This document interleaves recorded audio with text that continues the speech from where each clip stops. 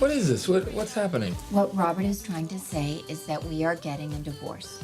Don't do this. No. I gotta say, I could have called this one. No. Yeah. Is it our fault? Is it because we were bad? Forget about it being the most wonderful time of the year. 'Tis actually the season to split. Not split. Statistics show more than half of all men and women would prefer to break up with their partner than spend Christmas with them. Get rid of them, lickety spit. Wow. Now, first, here to tell us how to make up rather than break up is relationship expert Dr. Wendy Walsh from Los Angeles. Wendy, great to see you. And at Christmas, it's supposed to be all about family, about celebration. So why are people more likely to split?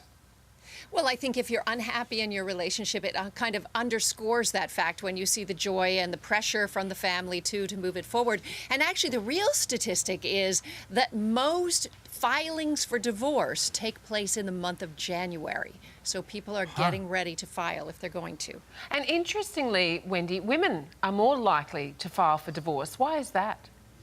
Well, let's think about it. We have far more social support around us, so it's an easier leap. Secondly, marriage brings women a lot of work. There's research to show that after divorce, women do emotionally and physically better. They're healthier.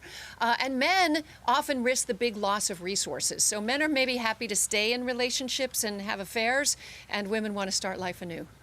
So Christmas is the most stressful time of the year, let's admit it. So how can we avoid festive fights over the holidays that push us to the brink?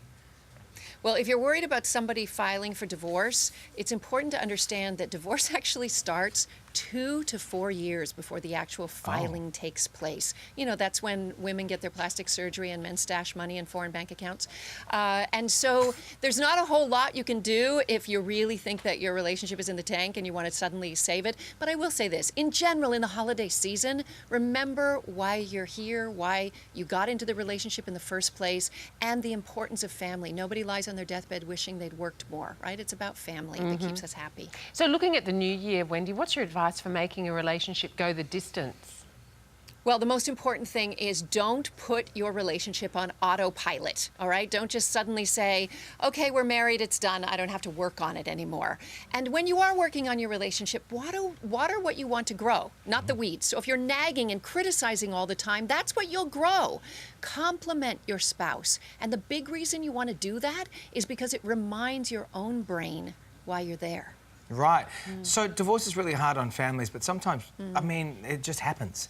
So is there a way of splitting up amicably, you know, so it's not bringing the entire foundation of the family down?